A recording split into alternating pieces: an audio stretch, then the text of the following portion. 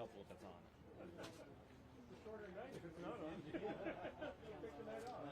Ready for it.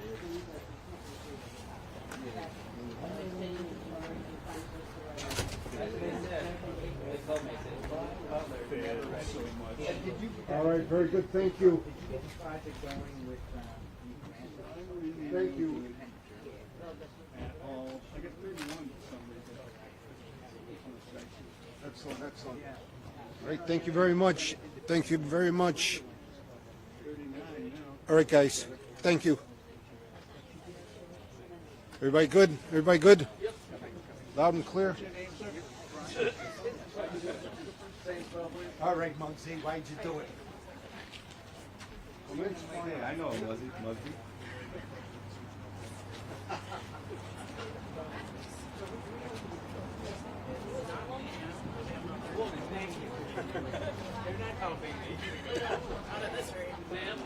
Are you cooking off the fair contract now? I would love to. You love it.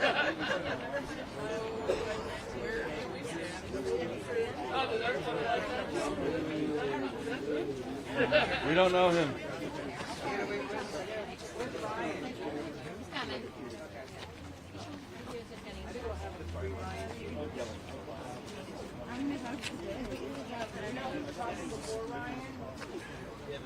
Can everybody come around?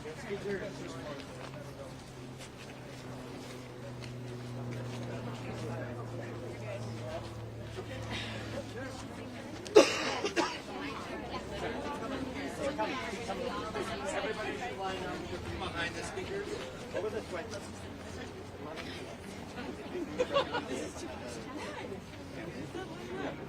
I'm here. Oh, my girl.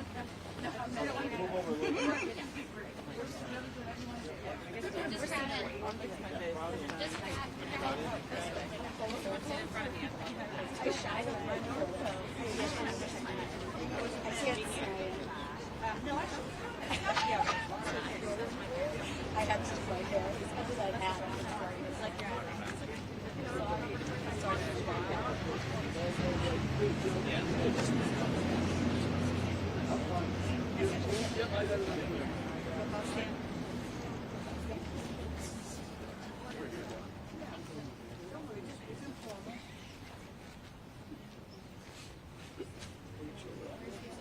You want us to go up again? You want us to explain what they're doing? Yeah, sure. So we're going to have a couple different speakers tonight. We're going to have someone first speak to the importance of our parental leave policy, which, as you'll hear more about, but the school committee rejected tonight. Come on up. Okay. Hello, my name is Catherine Tessier-Ducrot. I am a teacher at Newton North High School, and I've been in the district since 2014. I want to speak about the rejection from the school committee on our humane parental leave policy. And I want to speak about how it is designed to impact first-year teachers more than any other. It's inhumane for everyone, but our new teachers the most. As a first-year teacher in Newton, I took a maternity leave. I did not have enough days in the sick bank to take an appropriate amount of time. And the sick bank gave me 6 weeks where I could have my salary, and then February vacation and April vacation unpaid, and I was back in the classroom in 8 weeks. And believe it or not, I felt proud that the community took care of me. And so for the last 10 years, I have done everything in my power as a resident and an educator to pay that forward and to pay that back. When I was asked to volunteer for committees, I volunteered. When I was asked to stay late, I stayed late. When I was asked to coach, I coached. When I was asked to advise, I advised. And I did it because I love my job, and I felt that I needed to pay back this community for how you all protected me when I got here. This policy, this rejection of the policy, this inability to negotiate with our team is inhumane. No other country in the world treats parents this way. Newton can be a leader the way we are in the classroom. You need to be a leader for our educators. There's a much more compelling story as well. I'm Sangeet Srikanth and I'm from India. I had my first child in India in 1997, and at that time I got 26 weeks of paid leave. That is the rule in India. As much as India doesn't have all the glamour that the US has or Newton has, but a mother is put on the pedestal of a goddess because she's giving birth to a new soul, and there is so much respect. I got 26 weeks of leave, and then I was able to afford 8 weeks of 50% leave. So when I went back to work, my first child, who's now 24, he was 7 months, and I got my full share of raising him and being with him. I had my second child, who's a junior at my high school, and she was born in 2006, and I got only 12 weeks leave. I had to go back to work. She was only 12 weeks, little baby. I had all the guilt in me, but I just had to go back. For 2 reasons. I needed the money to run the family, and my visa was connected to my job, and it did not allow me to take any time off without pay. And I had to go back. I was new to the country, new to so many things of mothering a child in a new country. I did not know that I should be using a breast pump. I never did that in my country when I raised my first child. I did not have a room, and I didn't know where to go. So Amy Winston gave us, we both had the same experience, gave us an office where we would do this. So my planning would start in the morning at 5 a.m. before going to school to get all of those Ziplocs of milk ready before I dropped my baby off at childcare. She was only 3 months old. And then during school, I had to find time in between, not have lunch or maybe skip a bathroom break because I had to pump my milk and keep it ready because when I go home, my baby is going to be hungry. It was torture having a second child with all of the policies that is here, which I never faced in India. And my daughter is 17 years old now, and today while I sit in the room and I listen to all of this trauma that we are going to give new mothers if this new contract with the really bad, so bad, this is so bad. I just cannot say how bad this hour was to listen. The amount of disrespect that we are going to give to the new parents if this contract goes through with whatever has been spoken about today. I don't even want to get there because it's very emotionally traumatizing for me to listen sitting in that room for an hour what was being said and what is being put in the contract. But today I realized something in that room. The guilt that I carried with me because I was with my second baby only 12 weeks and with the first one I got about 32 weeks. Today I realized why I'm such a helicopter mom with my second one. I was not with the first one. I'm overprotective. I'm trying to hold her. I'm trying to see that nothing goes wrong. And I think I still hold the guilt that I did not have enough time with her when she was born. And after 17 years, I realized that. So please, Newton, come up with a policy where new mothers do not have to live with this guilt. New mothers and new parents, let me correct myself, new parents, mom and dad, should be able to stay with their newborn, make the connection so there's no guilt raising them later in life. That guilt stays. It doesn't show up. There are no symptoms to the guilt, but it just manifests somewhere else like it did in my life. So please, Newton, listen to us. Listen to our stories and make sure parental leave is the topmost priority. We are fighting for this. We are fighting for this because everybody needs to be respected when they're stepping into becoming parents.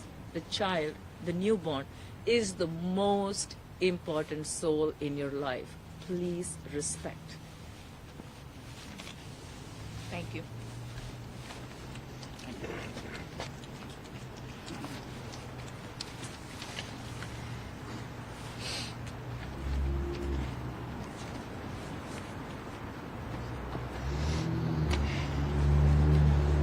When people show you who they are, believe them.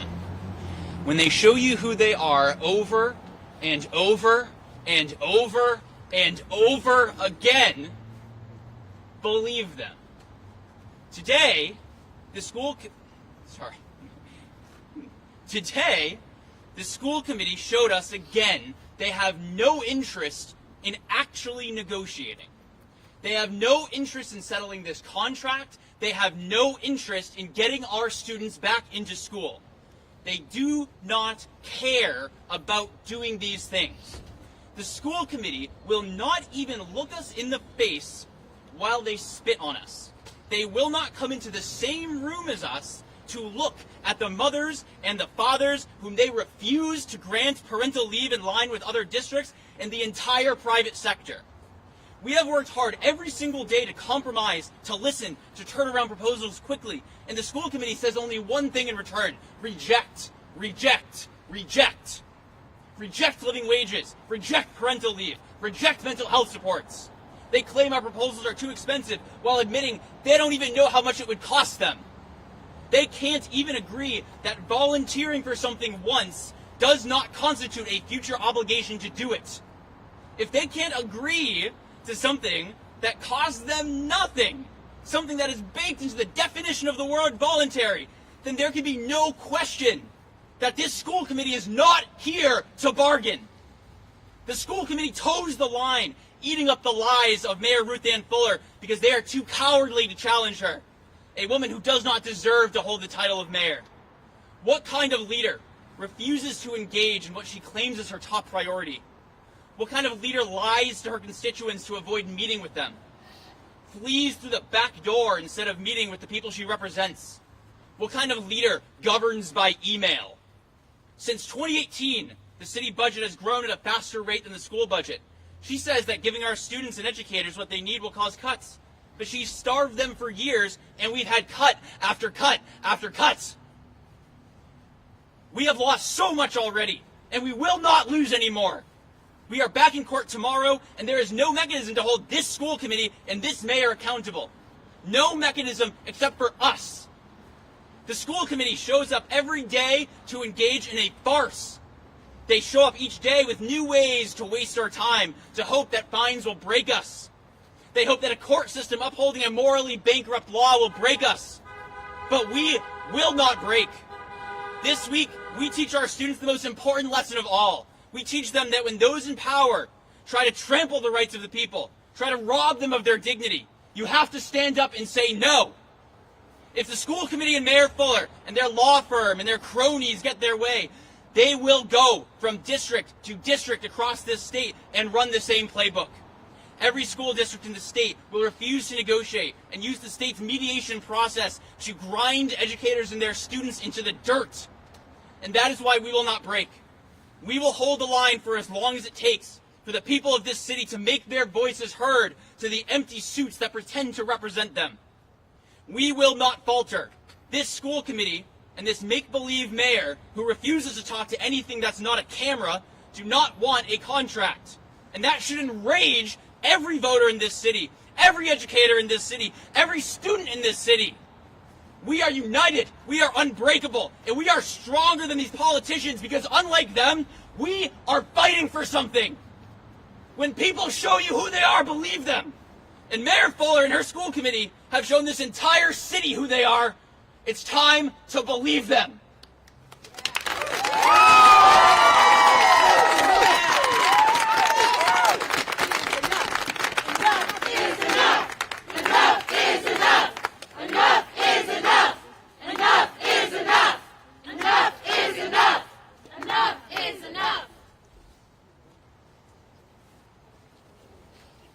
I'll answer any questions that you have. What's the biggest sticking point right now? Is it parental leave? The biggest sticking point is that the Newton School Committee refuses to bargain with us. They are playing a game of wait it out, wait it out, wait it out. That's the biggest sticking point. There is nothing in particular that we are fighting over that we couldn't reach agreement on. And everything, and they know this, everything that we have put on the table would make worthwhile contributions to bettering the Newton Public Schools. Yet, they refuse to even negotiate. This is an exercise in trying to beat the members, the proud members of the Newton Teachers Association into the ground. They are not negotiating. They are waiting us out, and that is the most foolish negotiation strategy I can possibly imagine. They don't know who they picked to fight with. Somebody tried to get into the mayor's office today. People went to the mayor's office, yeah. Okay, but they were breaking. They didn't break. They knocked on the door and asked to come in, and she refused to let them in. Yeah. In terms of parental leave, what is the NTA asking for, and what is the response or the counter offer to that? The NTA is asking for all 60 days of parental leave to be paid in, and one of the ways that was mentioned earlier, that if you don't have enough sick days of your own, that you can access the sick leave bank so that you can get the 60 days. Because we all put a day in the sick leave bank. It never gets used up. So we're asking that all 60 days be paid. They're proposing something that would pay new teachers far less, because they're saying no access to the sick leave bank, and after you've exhausted your own personal sick days, you only get paid half time for the remaining days.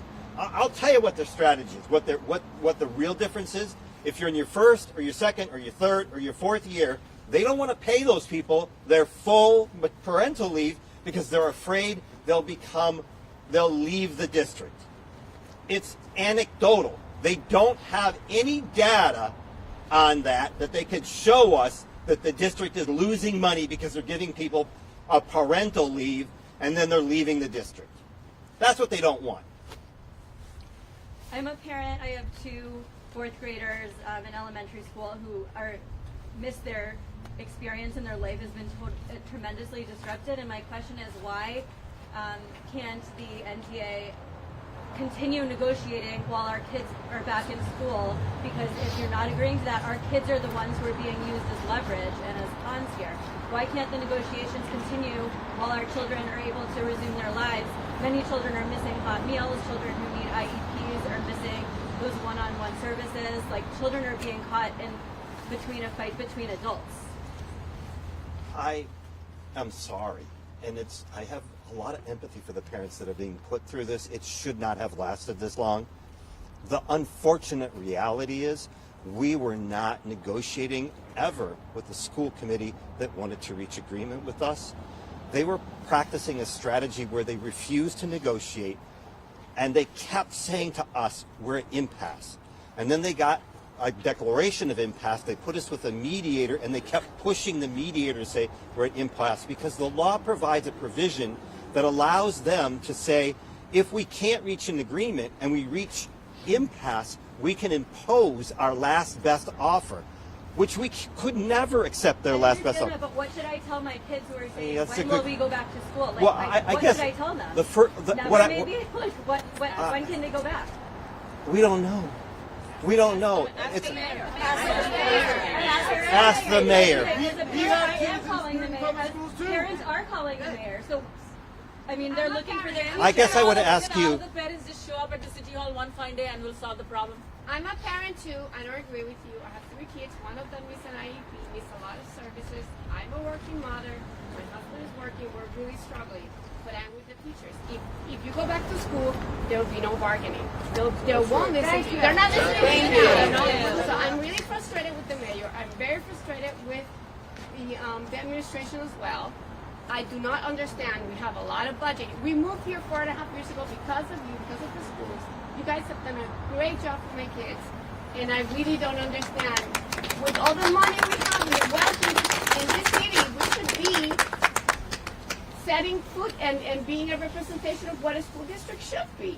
And we're doing the opposite. It's going down. The quality is going down. The mayor doesn't care about our public schools. And I want to answer you again. And I think part of what she said is the absolute truth. That's what would happen. They would not bargain with us. It is not fair that our children, the children of Newton, I put 4 children through the Newton Public Schools. And I love these schools as a teacher, as a union leader, and as a parent, and as a resident of Newton. I love Newton and I love the schools. And this is chaotic for many parents, and it's hard for children. There's no question about that. And the school committee has said to us, what was Ryan's word? That if people show you who they are, believe them. They have showed us from the first day we negotiated that they had no intention of actually negotiating, that they were playing a power game. Unfortunately, the state gives them enormous power. The only power we have is to break the law and to go on strike, to withhold our labor until such time as they actually come to the table with an interest in bargaining. But the frank truth is there has been no negotiation for 16 months when the children have been in school. It hasn't happened. I have negotiated 35 contracts in 13 years. 35 contracts. I have never negotiated with a partner that had no intention of reaching agreement with the union on any issue. And that has what has been going on here. They have no intention of reaching agreement with us on anything. It is, when I'm not outraged, when I am not furious, I am deeply sad that the members that I represent and the students that we teach and care about have been victimized by a mayor that is unwilling to fund the schools. You know, one of the arguments that the school committee makes when they offer us nothing is that if they met our offer, that there would be 50 or 60 cuts from the budget for the next year, 50 or 60 FTEs, full-time employees cut. And yet, I want to say, yeah, how is that different? The mayor cut 50 or 60 positions 2 years running. 2 years running, and that had nothing to do with our new contract or bargaining. It was the fact that the mayor wants the schools to downsize. She believes that there are too many staff members. Too many staff members. So we're in a position where they won't listen to reason. Our only recourse is to exercise power, our union power, to defend us and, frankly, the Newton Public Schools. They want to take them away from us. And we are the Newton Public Schools. We love your children. We love our jobs. We love the work that we do. They will not take it away, and I beg you to support us in this struggle. And I know that it's really hard on you. Mike, this sounds very different from yesterday. Yesterday, this time, you were expressing some hope, cautious hope, and today it's much more frustrating. And I'm wondering what they said or did today. You're saying they're not negotiating, but there was hope. What dashed that today? What dashed it today was that we reached a disagreement about one primary issue in the parental leave policy. That was whether there would be access to the sick leave bank for members that were newer to the system or for whatever reason did not have enough of their own personal illness days to pay for their entire 60-day leave. We reached a disagreement about that. They had no evidence to provide us. We asked them for data. How much more does this proposal cost than our proposal? It was clearly a matter of principle for them to refuse to give access of our members to the sick leave bank. They feel it's their duty to not give that access. That was clear. They think that young women come into our system. I'm just going to say this. They think that young women come into our system and exploit the parental leave policy, work for a year or two, get their maternity leave and then their parental leave, and then leave the district to become stay-at-home mothers. And that they don't want them to do that. And it's like, it's for every one mother that does that or father that does that, there are 100.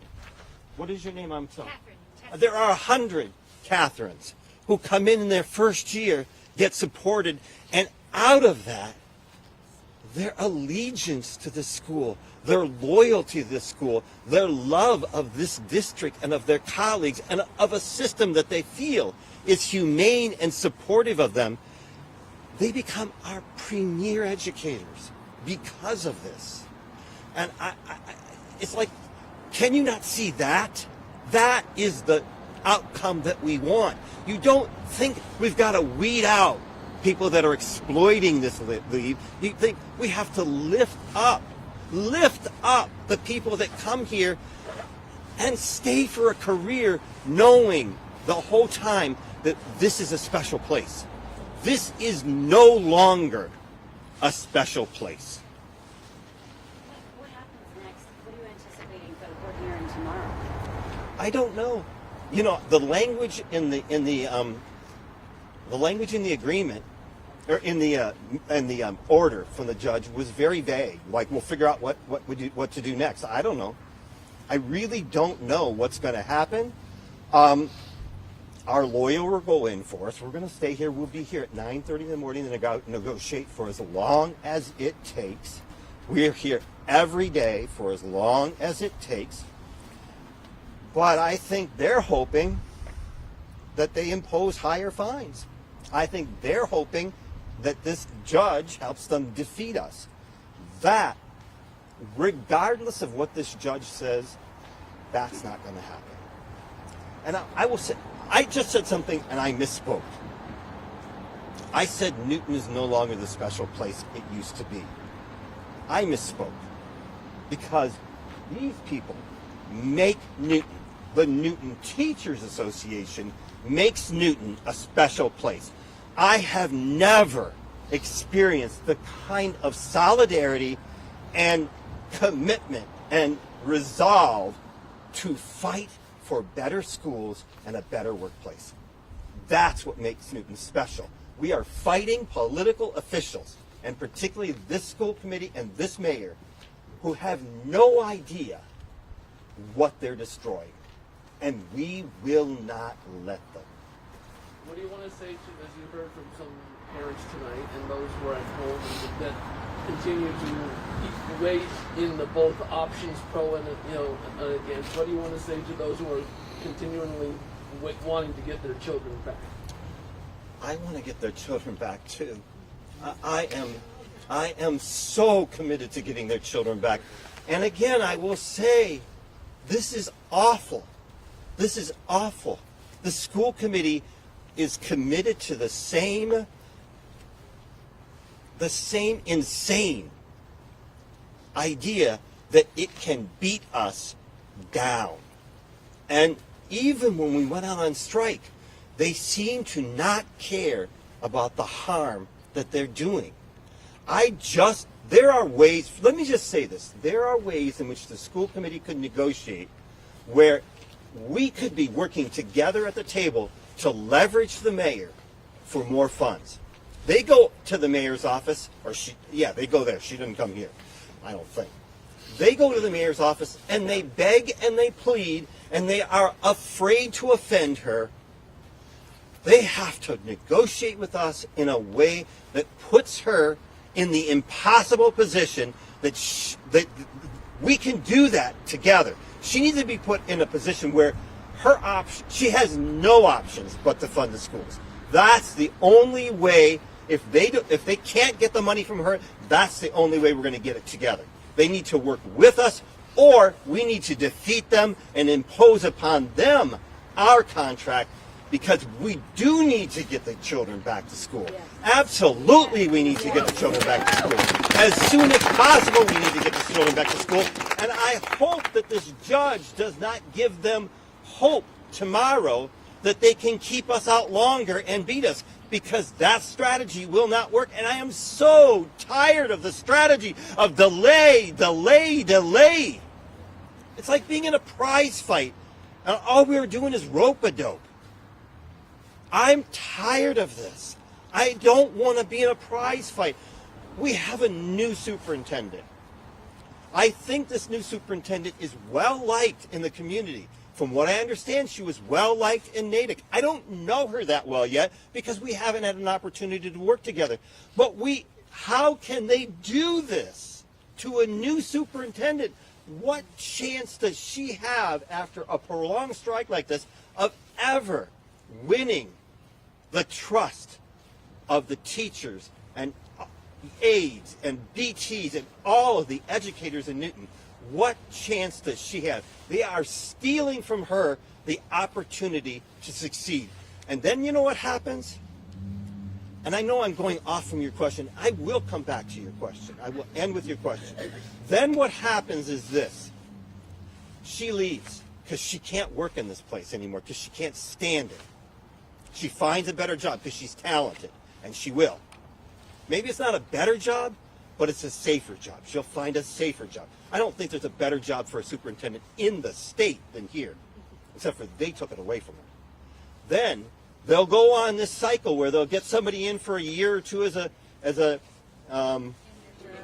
interim, and then that person will stay 2 years because they don't get any candidates that are worth having, and then finally they'll get someone that'll apply and take the job, and it will be a very low qualified candidate, and we will have terrible management of the Newton Public Schools for 2 or 3 or 4 years, and it will get worse and worse and worse, and then they'll fire that person and they'll go back out, and the reputation will be, you don't want to work in the Newton Public Schools. Meanwhile, the staff will be leaving.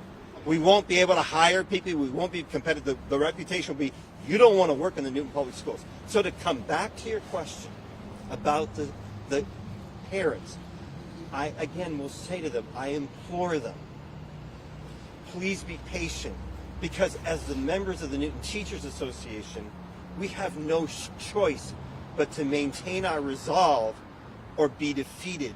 And if we're defeated, your schools are defeated, and we are here fighting for your schools. So please fight with us. We know it's hard. We need your support.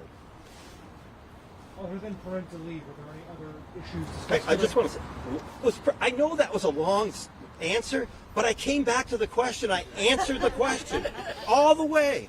Sorry. Other than parental leave, were other issues discussed today? We discussed Unit C hours because our Unit C members, Unit C is our aides and our behavior therapists, the people that work directly with our most vulnerable students. Right now, a whole group of them are not paid to remain after school, so they are not paid to get their children from school to the bus or the van that they take home. They're not there to care for them until their parent comes in.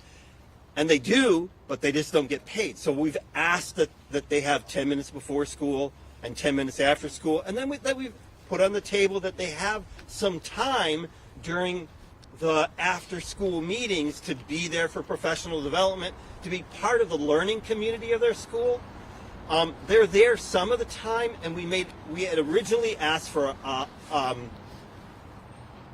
little bit more. We compromised on that, and we said, right now, BTs are there for a certain amount of time, and we said, can the aides be there for the same amount of time as the BTs? That's all we asked for, because we know that it's the right thing to do.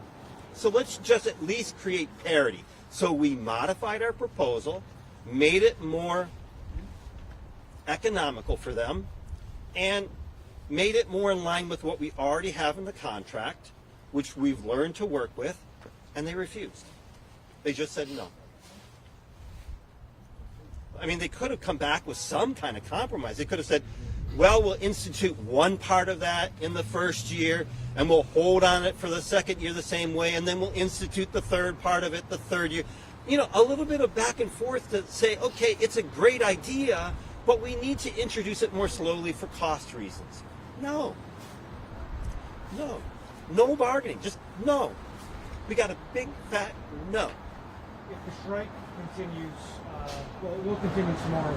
It will continue tomorrow. With even a couple of snow days now, that will start to cut into April vacation, if that's what the district chooses to do. How do your members feel about that? I don't think yet we're at the point where we've exhausted all the days so that we would be at June 31st. I think the district we will bargain this, but I think the solution that we would come up with would be to have students stay as late as possible into June. You can't go to school later than June 31st. 30th. So, yeah, that's only 30 days, yeah. I forgot about that. Yeah, so we would be negotiating that with them, and I think that's really when it starts getting hard, because you're right. Then you're pushing back into April break, and that's hard for everybody. That would after this, that would be miserable. People have paid for vacations, both parents and teachers and educators. I mean, it would just create chaos. It's bad enough in June when I know a lot of students are going to their camps, so they're going to summer programs, and to delay school as long as we would have to is already a problem. There is no question we need the school committee to bargain with us. The sick bank, where do those days come from? So they come from us. So you're just giving them to the newer people. So what we do at the beginning of every year, we get granted 15 days.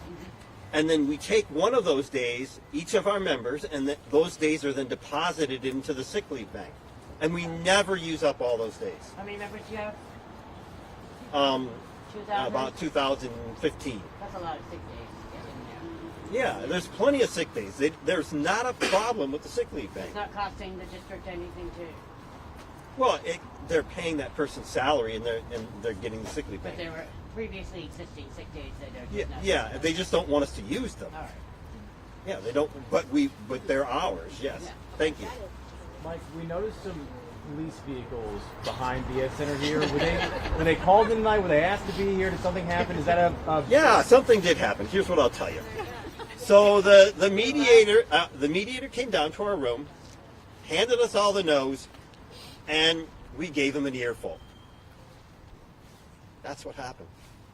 And then somebody called the police. I think it's an indication of how well things are going right now? I would say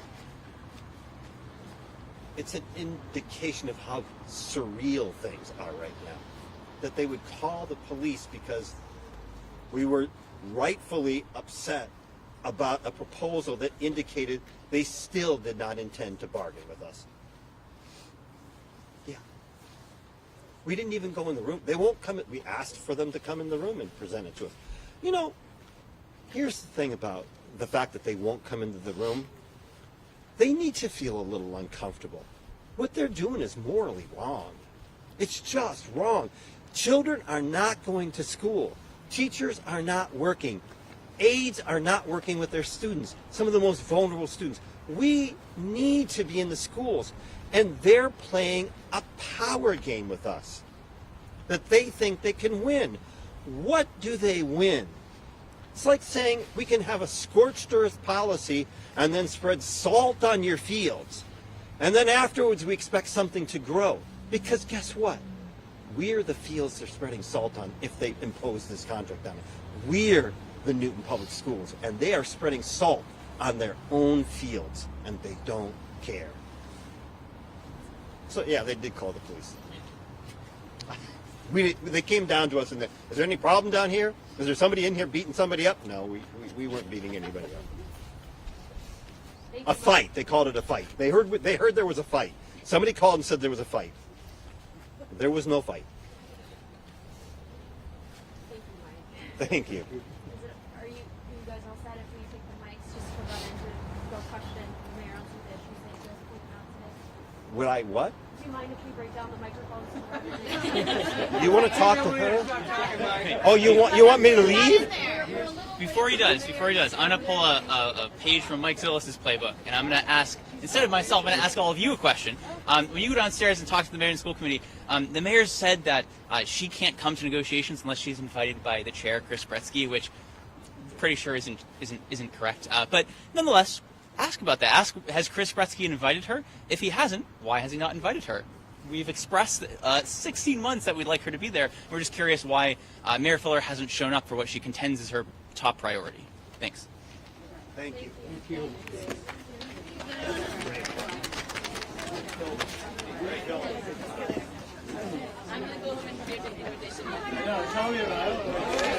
Sammy.